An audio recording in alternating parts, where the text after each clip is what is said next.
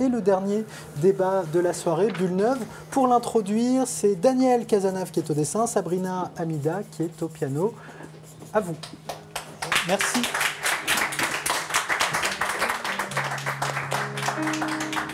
En fait, ils te mettent à jour, ça? Non?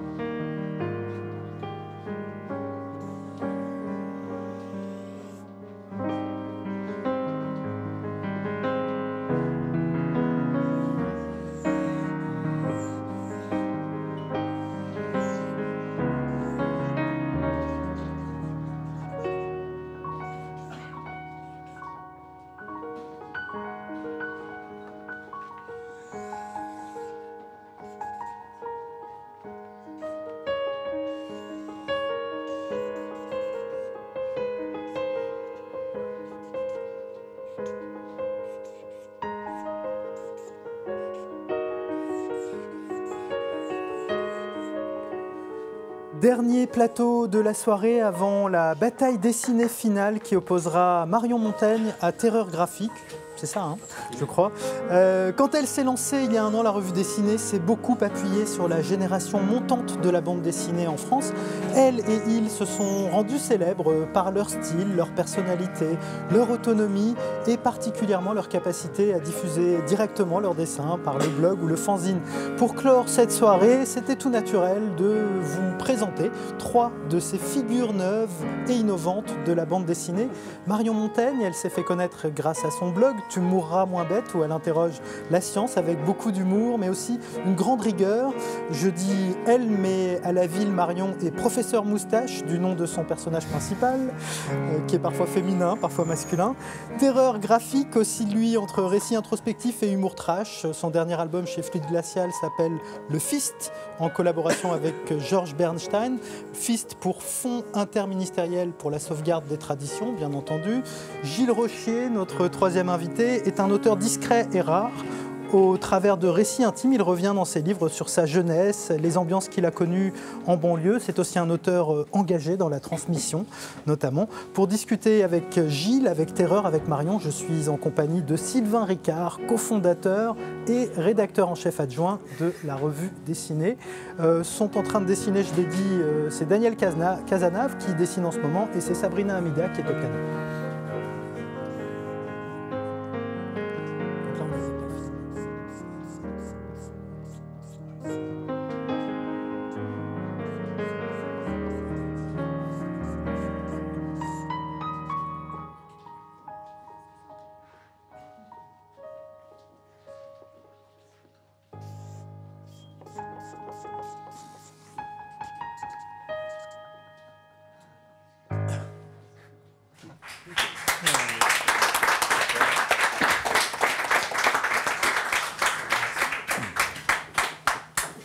Bonsoir Marion Montaigne. Bonsoir. Pardon, j'ai oublié, tu mourras quand même au nom du blog. Oui.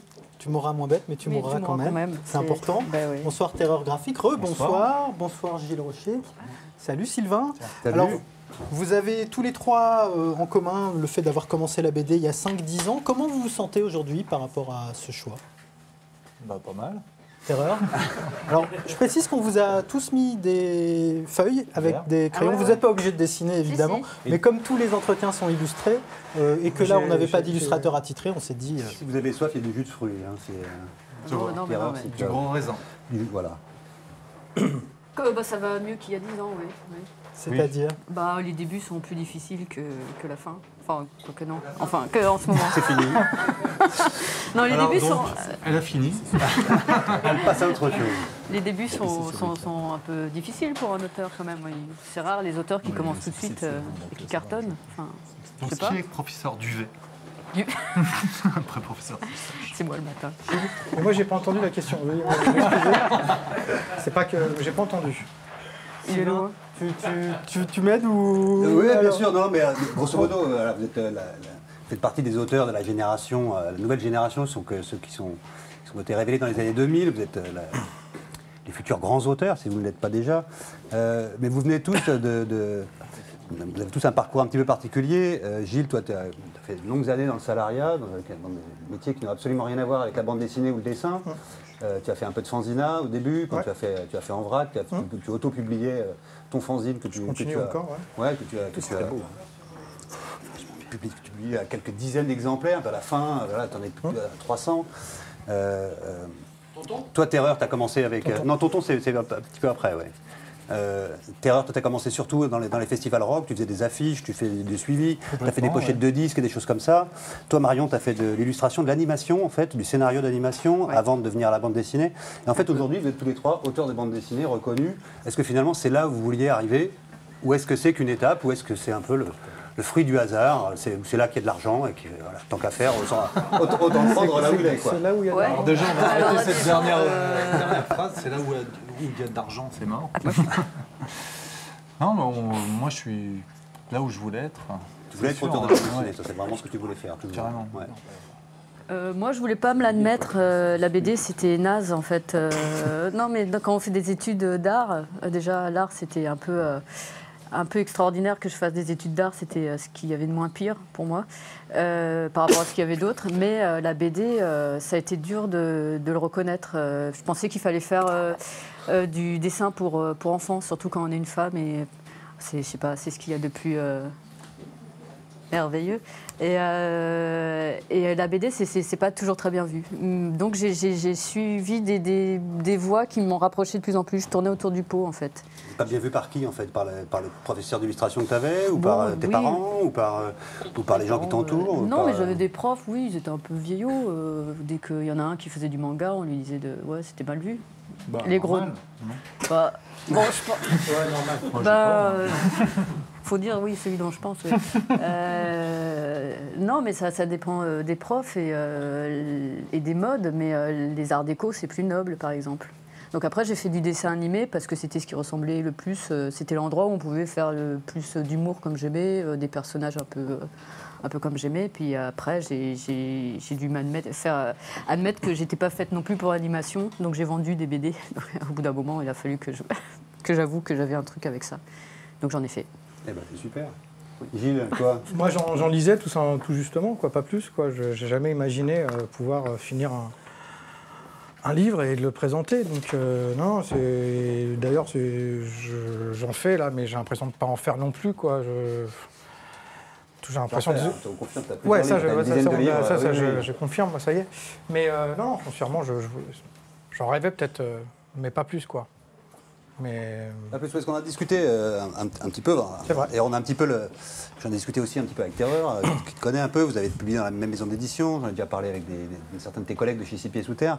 On a toujours l'impression que c'est pas une souffrance, mais parce qu'on te force à faire des livres, quoi. Surtout, voilà, c'est vraiment c'est difficile, que t'as pas vraiment envie, mais que c'est pas un truc qui te porte, voilà. Si, moi. Parce que non, mais je préfère faire un livre, c'est l'absolu, quoi, pour moi, de le commencer, de l'imaginer et de le finir. Bien sûr, j'aimerais faire des livres un par an, mais je viens d'accepter que c'était pas ma façon de fonctionner. Donc, voilà. Après, c'est vrai que je suis un besogneux, je gomme. Tu vois. Je mets du Tipec, je refais, je déchire, je réécris. Après, si tu sonnes à ma porte au moment où je commence à dessiner, je vais faire un foot avec toi, quoi. Donc forcément, en termes de rétro-planning sur le projet, ça peut être galère. Quand je dis j'en chie, ouais, c'est vrai. C'est pas une évidence. Tu fais plein de choses à côté. Enfin, ouais, je fais plein de choses, mais pas plus que la moyenne non plus, quoi. Ouais, quand elle n'est pas fermée. En marge de la bande dessinée, enfin, tu as des activités qui sont mais c'est liées à parce la que bande dessinée, je suis obligé d'animer, voilà, je suis obligé d'animer ma vie prison, pour. Choses comme ça. Ouais, je suis obligé d'animer ma vie pour que le sujet vienne à moi, quoi. Ah oui. Parce que il faut vraiment que je me sente animé par le bouquin pour que je me mette, quoi. Après, je peux être un mec sérieux quand même, hein, pas non plus faire peur à tout le monde, mais c'est pas une évidence. Le dessin, c'est pas une évidence. L'écriture, c'est pas une évidence parce que j'ai pas ce côté scolaire de me mettre à écrire. Là, je commence à faire des plans, des droites et tout, me disant je vais faire comme ci, comme ça. Alors imagine ça, je suis très très loin du plan de carrière et me dire je vais faire ci, je vais faire ça. Mais malgré ça, j'ai envie de faire ça toute ma vie. Tu as fait beaucoup de tes premiers bouquins, donc TMLP dont on va parler, qui est un livre qui a été reconnu et qui a vraiment bien marché, mais tu avais fait Temps mort, tu avais fait Dernier étage, tu as fait Cracra. Juste comme ça parle beaucoup de la banlieue, c'est des récits très introspectifs, presque autobiographiques, le sont parfois. Et là, on a l'impression que tu commences à bouger un tout petit peu, tu as commencé à accepter de travailler avec Fab Caro sur de l'humour pour mauvais esprit, tu as fait La cicatrice que tu viens de publier chez disons que c'est ton dernier livre publié chez Ses Pieds Sous Terre, où tu commences à aller vers des choses un peu plus fictionnelles. Est-ce que c'est des choses, enfin si, à moins que tu aies cicatrice qui... Est-ce que c'est quelque chose vers lequel tu as envie d'aller ou finalement c'est une expérience que tu avais envie de tenter et puis que, bon, peut-être que tu vas... Je crois que je suis en train de tenter des trucs et je ne suis pas sûr que je sois dans ma cour. C'est pour ça que c'est encore plus long. Donc il va falloir que je fasse un point. Je vois M. Cazenave qui se moque de moi. Je trouve ça super désagréable, parce que maintenant c'était bien tenu. Non, je préfère, je suis constamment... On peut le faire sortir s'il faut. C'est la sécurité. Non, mais je suis constamment en travaux, si je préfère. Je suis constamment... La cicatrice, j'étais super content, je disais à tout le monde, ouais, c'est super, pour une fois, c'est pas un bouquin autobiographique, c'est une fiction, je vais le faire tranquillement. L'autre, j'ai mis 7 ans, et c'est le bouquin le plus autobiographique que j'ai jamais fait, presque.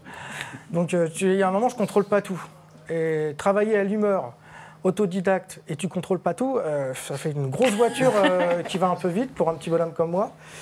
Donc, il y a des périodes de conflit avec ce que je dessine et ce que j'ai envie de raconter, et ça colle pas tout le temps. C'est pour ça que je suis long.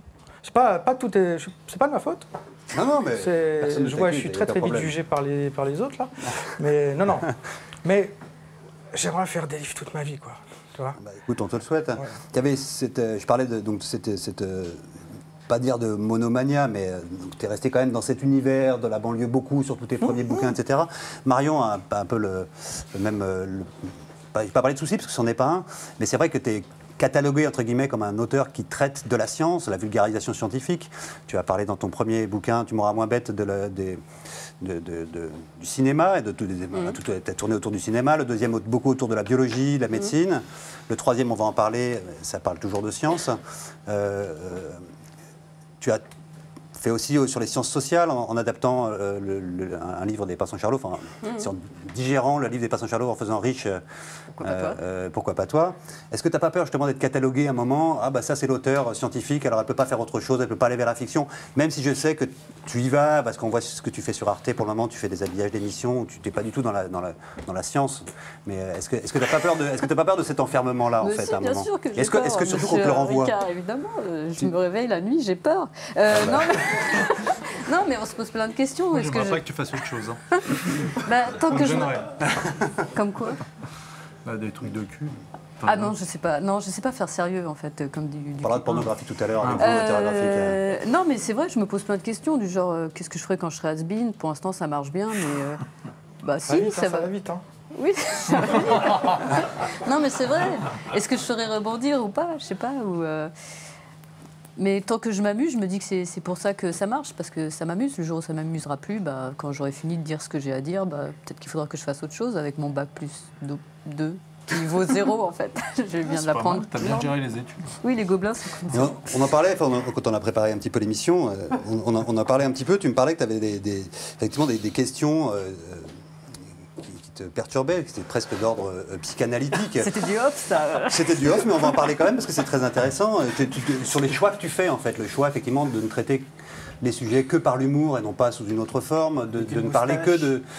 Pourquoi est-ce que je parle de maladie? Pourquoi est-ce que je parle de tout ce qui touche au pipi caca, aux saletés? Pourquoi est-ce que finalement je vais dans le trash et je ne suis pas capable d'aller ailleurs? Est-ce que ces choix que tu fais, apparemment cette question que tu te poses, que se posent tous les auteurs, j'imagine, mais Oui, parce que... comme c'est toi qui es sur le plateau, on voudrait en parler avec toi. Bonsoir. Oui. Non, mais c'est vrai qu'on se pose des questions. C'est finalement un peu ce qu'on est, ce qu'on dessine, puisque c'est tellement, au bout d'un moment, tellement naturel ou que ça revient périodiquement. On se pose des questions. Pourquoi je sais pas faire du dramatique, alors qu'il y en a qui savent très bien faire pleurer les gens. Moi, je sais pas faire. Au bout d'un moment, il faut que ce soit de l'humour. Donc, on se demande, est-ce que c'est pour cacher un traumatisme, un truc comme ça? Mais ça dure pas longtemps, parce que... c'est juste que pour moi, c'est une manière de m'exprimer. Je pense que c'est comme... Il ne faut pas demander à BHL de faire un truc rigolo, chacun son truc. Je sais pas. Je sais qu'il est capable d'être drôle pourtant. Ouais. Oui, je fais Mais, je sais pas. Mais c'est vrai que je me demande aussi pourquoi ce plaisir d'avoir à chercher à mettre sous le nez des gens les choses qui croient fausses dans la vie et qui en fait est médicalement prouvé, leur remettre sous le nez le fait qu'ils auront beau se laver, ils sont recouverts d'acariens. J'aime bien ça parce que je pense que j'aime pas qu'on mente aux gens avec toutes ces pubs qui veulent nous faire croire qu'on doit être parfait, compétitif, pouvoir travailler non-stop sans être fatigué. Moi, j'aime bien rappeler qu'il y a des études qui montrent que non, par exemple, ne cherchez pas à perdre tout votre gras, en fait, ça sert à protéger des vaisseaux sanguins. Je peux pas remettre des faits qui nous permettent de un peu nous reposer, tellement il faut qu'on soit bon, efficace, fort. T'as soupiré? Oui, je soupirais. Non, Ça n'avait rien à voir.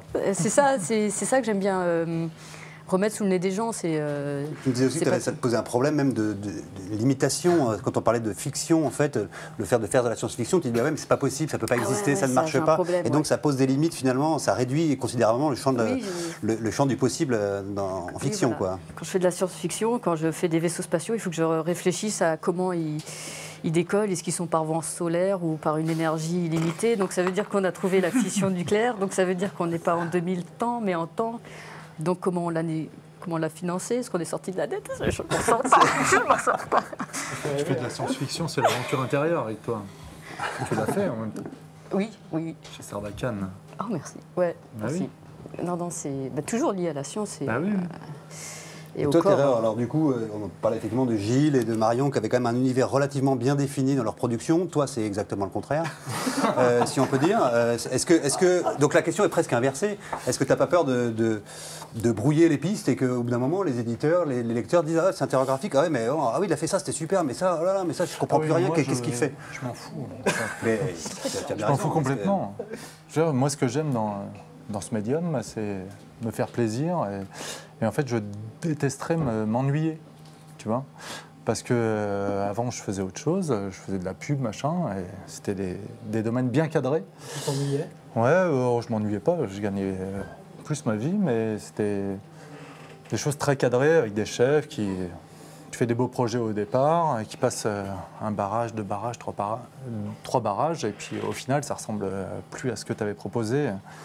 Et donc, dans la bande dessinée, tu as quand même un champ des possibles énorme, quoi. Et donc, voilà. Donc c'est pas du tout un positionnement, c'est plus un positionnement artistique. Non, qu'une volonté de vraiment, parce que c'est d'image, vraiment, j'ai choisi cette voie parce que c'était la liberté, vraiment. Mon premier livre est pas du tout à l'image de ce que je fais maintenant, quoi.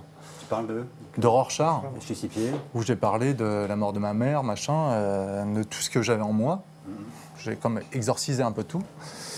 Voilà, je fais de temps en temps, mais en général, je préfère dire des conneries et faire des blagues bien grasses qui feraient rigoler tonton Marcel un repas de fin d'année. Mais d'ailleurs, sur les blagues bien grasses, effectivement, ça c'est quelque chose que tu assumes parfaitement. On en a déjà parlé. Ouais. Tu as fait effectivement la rupture tranquille chez Même Pas Mal, et puis tu as fait surtout. Mais pas si gras. Hein. Non, c'est tout à fait. Mais d'ailleurs, tu as un bon succès. Tu as fait le Make My Day Punk, c'était un éphéméride en fait. Tous les jours, tu faisais un dessin assez trash, on va dire. 5 minutes. 5 minutes, 5 voilà. minutes par jour, d'un entre dessin assez 6h30 trash. et 7h. Voilà, et donc tu as développé une image comme ça d'un auteur quand même assez salace, un peu crado même parfois, on peut dire. Il y a certains dessins qui ont été considérés comme limites par certaines personnes. Marion, elle aime bien aussi aller grandi dans les années 80. Hein. Alors dans un style un tout petit peu différent, mais en tout cas, elle aime bien toucher à ce qui peut être... oui, un petit peu... Les choses dont on ne parle pas, parce que oh là là, c'est un petit peu sale. Mais discuter une demi-heure avec un médecin, vous verrez, vous êtes atroce.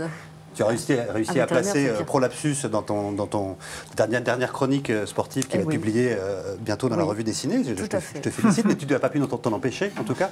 Non. Pour que les gens aillent sur Google et regardent des Google Images. Prolapsus. J'invite le lecteur à aller taper. Est-ce que c'est de la provocation ou est-ce que franchement c'est parce que ça vous amuse ou est-ce que c'est vraiment par pur esprit d'ouverture pour que les gens soient pas du tout envie de choquer. Il y a juste envie de faire rire. C'est beau. Rien d'autre. Et le mec avec les angles noirs, il est plus drôle que toi. Je te promène. Qu'est-ce que tu veux dire par là? Attends, je vais réfléchir. Est-ce que tu peux nous expliquer un petit peu ta dernière saillie? Non, mais je veux dire que... Non, en fait, non. Non, je sais pas, un mec avec les ongles noirs, c'est plus drôle. Un garagiste ou... Ouais, quelqu'un qui vient de se gratter le cul. Moi, je préfère, tu vois.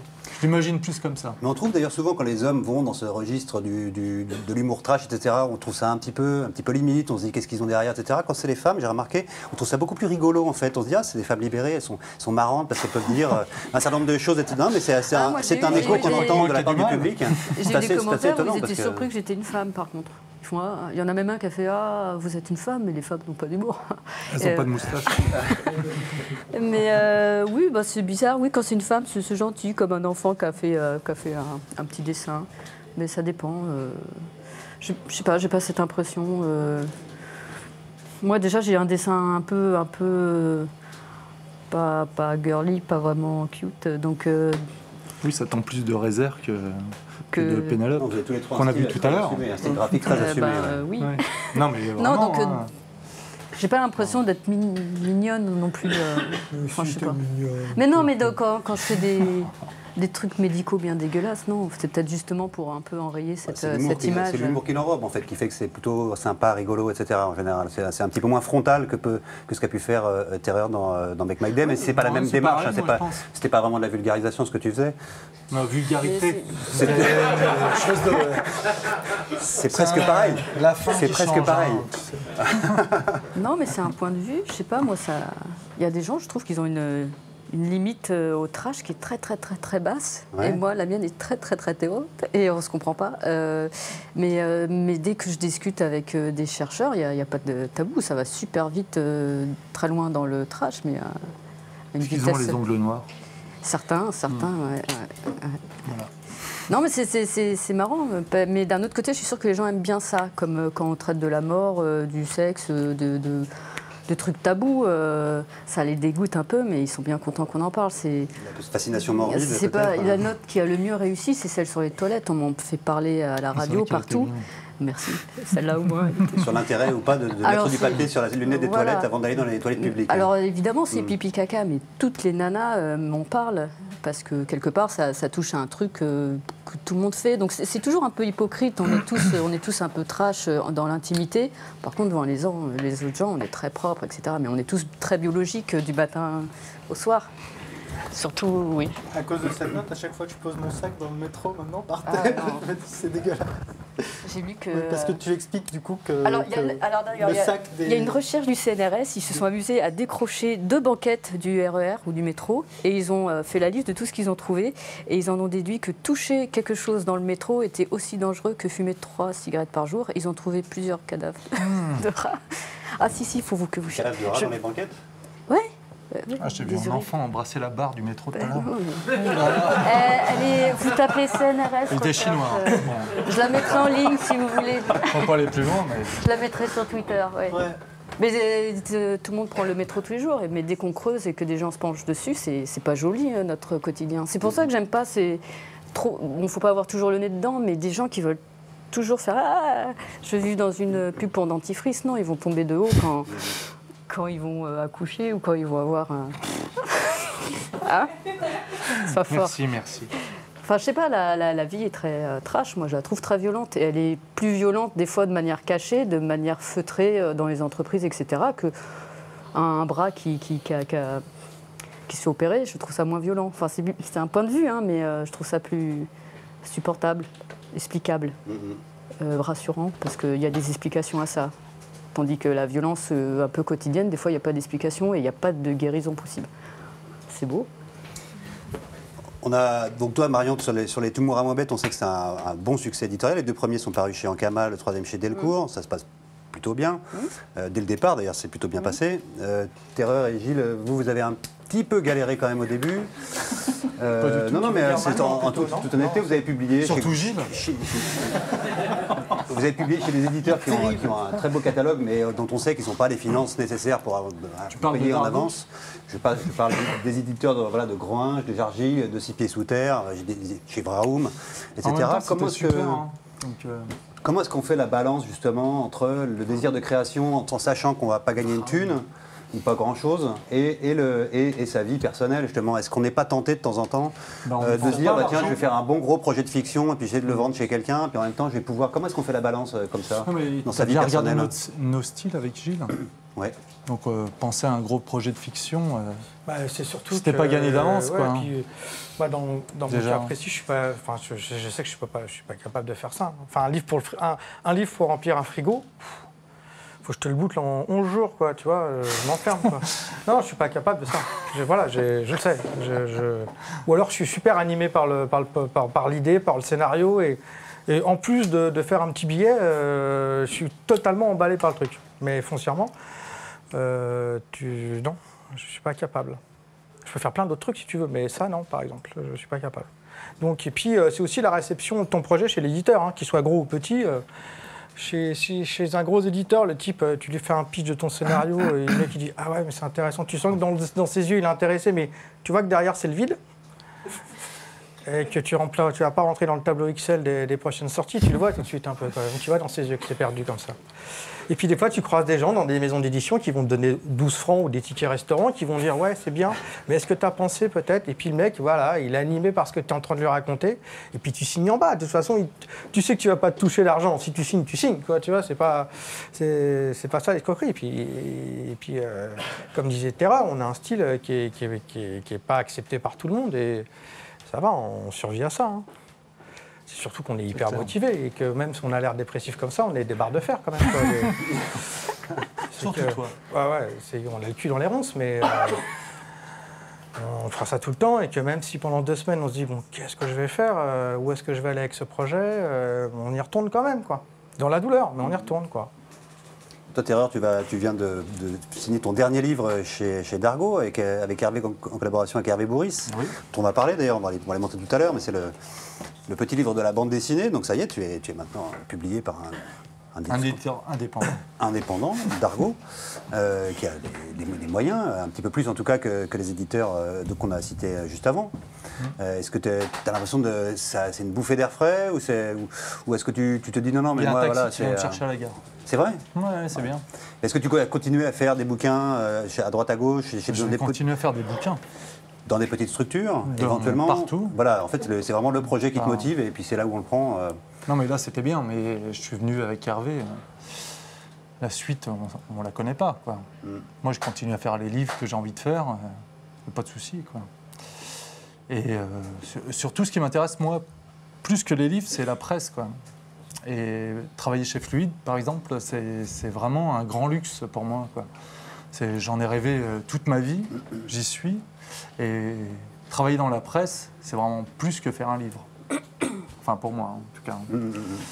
Et là, c'est vraiment l'aboutissement d'un truc, quoi. Pour moi, en tout cas. Donc le livre de Fluide, on va les montrer un petit peu là, ce dont on parle. Le livre qui vient de paraître chez Fluide, dans la nouvelle collection de chez Fluide Glacial, Trafic. Le Fist, donc, en collaboration avec Mr. Bernstein. Ouais. Voilà, qui vient de paraître. Il y a 2 ou 3 qui sont sortis. Il y en a un avec Pixel Vengeur, il y en a Oui, un qui est avec Nicolas Pinet. Voilà, et donc le livre qui vient de sortir, je ne sais pas où est-ce que je le montre, ici derrière. Donc je remonte le Fist Moi, je fais peut-être. un Le pouce comme Fist. ça. Et le petit livre de la bande dessinée.